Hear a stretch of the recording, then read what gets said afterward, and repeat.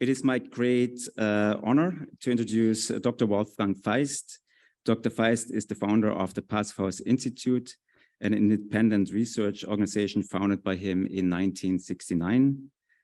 He piloted the first Passive House project in Kranichstein, Germany in 1990. Kranichstein was Europe's first inhabited multifamily house to achieve a documented heating energy consumption of below 10 kilowatt hours per square meter in this case and year. Dr. Feist and the Passive House Institute have played a crucial role in developing the Passive House concept worldwide, but especially here in New York as well. New York Passive House and the Passive House Institute under Dr. Feist's leadership have established a consistent and productive working relationship to advance the Passive House concept here in New York. We have, thanks to that effort, we have some of the largest Passive House buildings right here in New York City, and we have about 300 overall Passive Houses here in New York State. I think it was in 2010 you lectured about principles of Passive House, and you certainly influenced many of the early Passive House people here in New York. So it is my great pleasure to give you the floor, and I'm curious about your thinking about embodied carbon. Well, thank you, everybody. I hope the transmission is okay and you can have the slides. What you see here is one of the very first refurbishments and retrofits which have been done to improve existing buildings to a much better energy efficiency. And I want to thank you for having me in that conversation, and also to thank especially Dr. Meiner for bringing us to the same page to see why it's so important to reduce the burning of carbon, the emission of carbon dioxide to the Earth's atmosphere. We should have some conversation about the amount of the contribution of buildings, because actually this is much higher.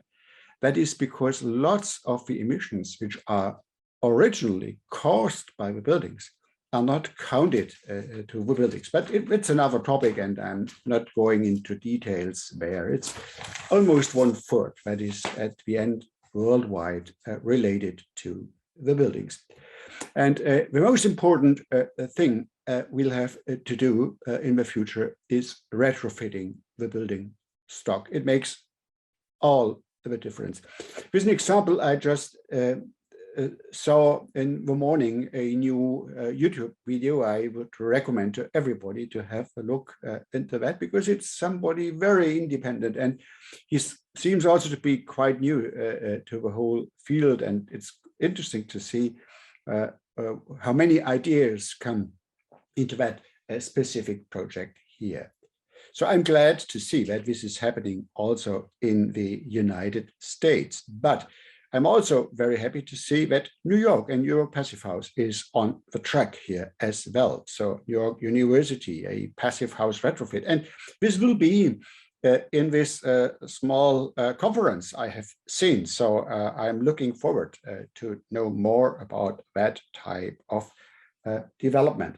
What I'm going to do here is to give you a bit an impression on our last working group session, the scientific session on the life cycle of energy and carbon balances in buildings. Well, that will be a very short one. You can look forward to the proceedings, of course, where we will see a lot of these.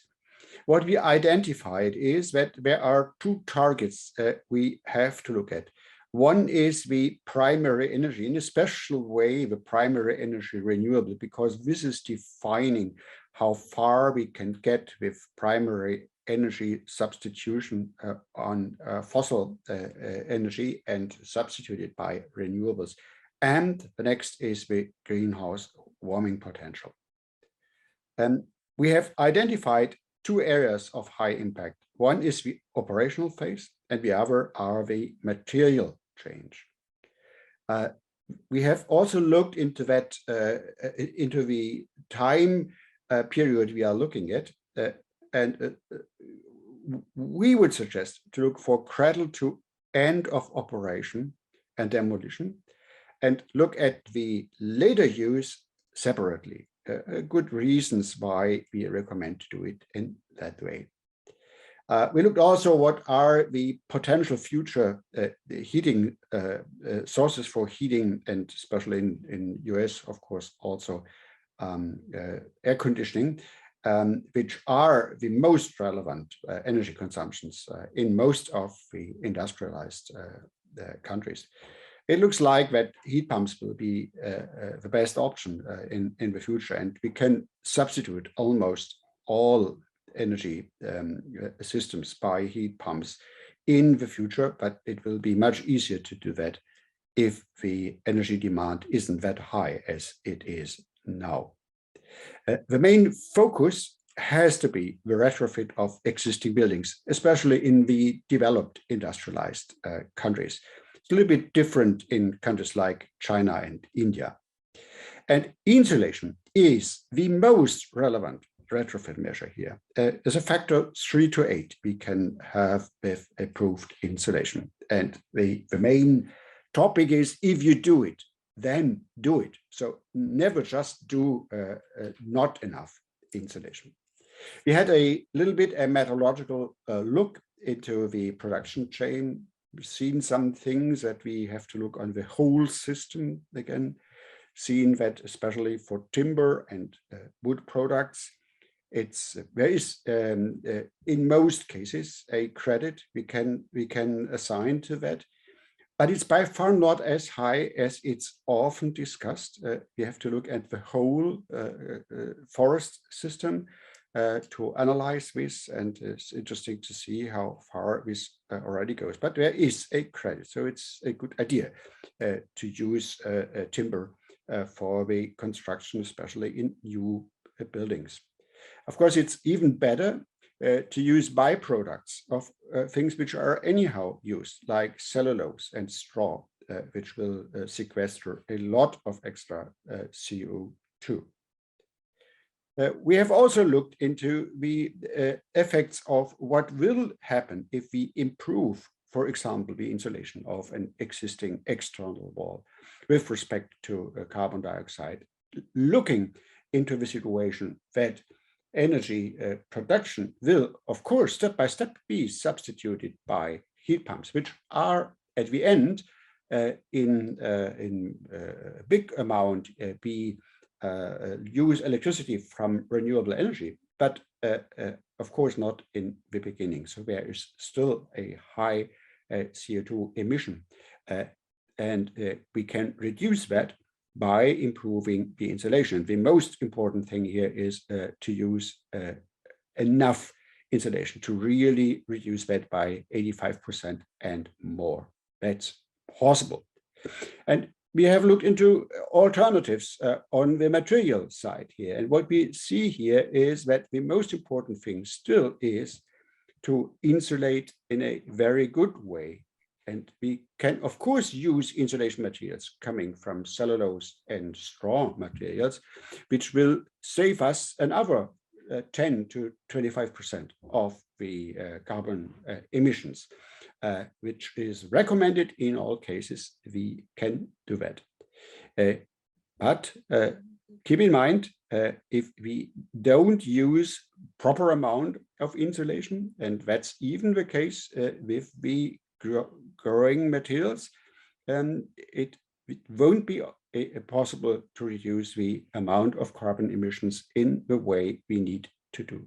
So the main results: stop burning carbon. And the interesting thing is, it doesn't depend so much where the carbon comes from. We should stop burning carbon. It's central that we retrofit the building stock. And the key measures are really quality of the insulation and the use of heat pumps. We should use, wherever that is possible, renewable or reused material. That will create an additional reduction by around 10 to 25%, and we can come to nearly zero nearly zero carbon even in existing buildings, which is very important because most of the buildings in industrialized countries are already existing. And it's a good idea to use these buildings, but to improve them in the way we discuss here. Very important is practicability, performance, and cost efficiency. This has to be in the main focus because this is how you can convince people to do what has to be done. And there are good chances to do so, as we have already seen in some of the examples. Also, durability is a very important target.